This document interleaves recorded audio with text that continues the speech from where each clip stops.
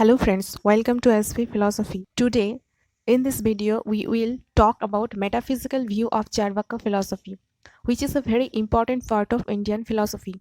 We know that the school of Indian philosophy are divided into two broad classes, namely the heterodox or Nastika and the orthodox or Astika. Heterodox don't believe in Vedas, they don't believe in the authority of Ved. Under heterodox or Nastika, we have three major schools.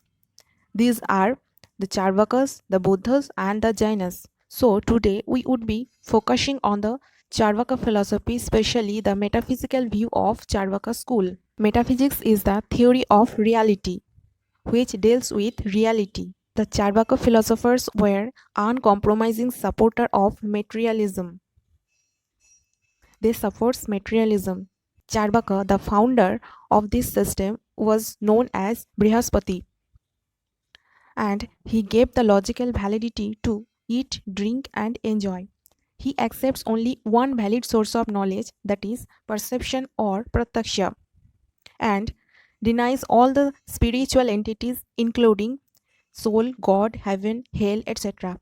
He does not believe in validity of Vedas. This system is also called as Lokayata system, which means that which is found among people in generals.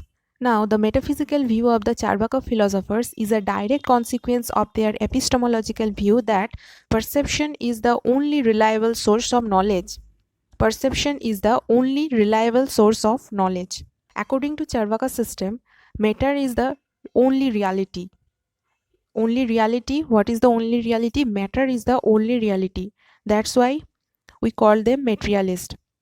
In the different schools of Indian philosophy, five basic elements are recognized. They are earth or khiti, water or off, fire or agni, air or vayu, and ether or akash. But the Charvaka philosophers consider ether to be non-existent because ether cannot be perceived. The other four elements can be perceived and therefore they are real. So only four elements can be perceived and therefore they are real. Everything that is real, whether animate and inanimate, is the result of different combination of these four elements, means earth, water, fire, and air. The existence of ether is to be inferred. The Charvaka philosophers don't consider inference to be a valid way of knowing. Therefore, the existence of ether is denied. According to the Charvaka philosophers, our senses, means five senses, what are those? Sight, sound, smell, taste, and touch, are also the result of various combination of these four elements. Now let's see. Four important points that find their place in Cārvāka materialism are as follows. What are those points? First is naturalism or Svabhavad. This Cārvāka theory tries to explain the world only by nature. There is no necessary relation between cause and effect. There is no supernatural causal agency. God, astrological phenomena such as planets are considered by Cārvāka philosophers to be non-existence. They don't exist.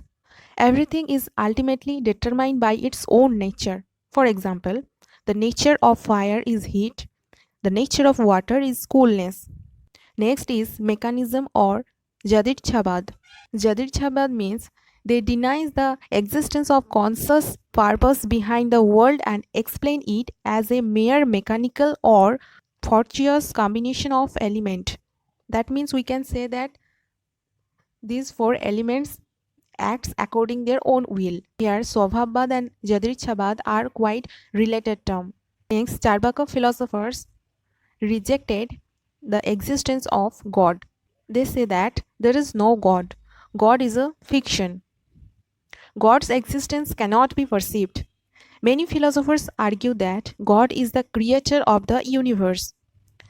Cārvāka philosophers say that universe has neither a beginning nor end. God cannot be an explanatory principle of the nature, and the four material elements themselves give rise this wonderful world. We don't require an efficient cause like God as the shaper and designer of the world. They tries to explain the world only by nature or svabhav. Four elements act according to their nature or svabhav and they create this beautiful world. There is no need to accept the existence of God as the efficient cause of this world. They also reject the existence of soul. They said that there is no soul. It is a version of epiphenomenalism. They don't accept any internal perception. They accept only external perception. They admit that the existence of consciousness is proved by external perception. It is not the quality of any unperceived, non-material or spiritual entity, soul or atma. Consciousness is not the quality of any unperceived, non-material or spiritual entity. I mean, consciousness is not the quality of soul. So what is consciousness? Consciousness is a byproduct of matter. Charvakas state that color red is not found in betel leaf, lime or nut. But when they are chewed together, the color red is produced. A quality which is originally absent in the material element comes into being when different materials are combined in specific way. And like this, consciousness also is a byproduct of five elements or matter. And also we cannot perceive the soul by our sense organ.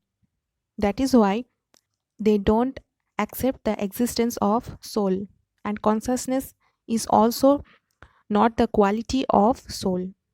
To appeal to God, soul or any supernatural being in order to explain consciousness is nothing but argument from ignorance. It is nothing but argument from ignorance. So Cārvāka Metaphysics follows from the epistemological view that the perception is the only way of knowing. Matter is alone perceptible, so matter is the only reality. They accept only one Praman, that is perception, and according to them, matter is the only reality. Okay friends, that's it for this video lecture.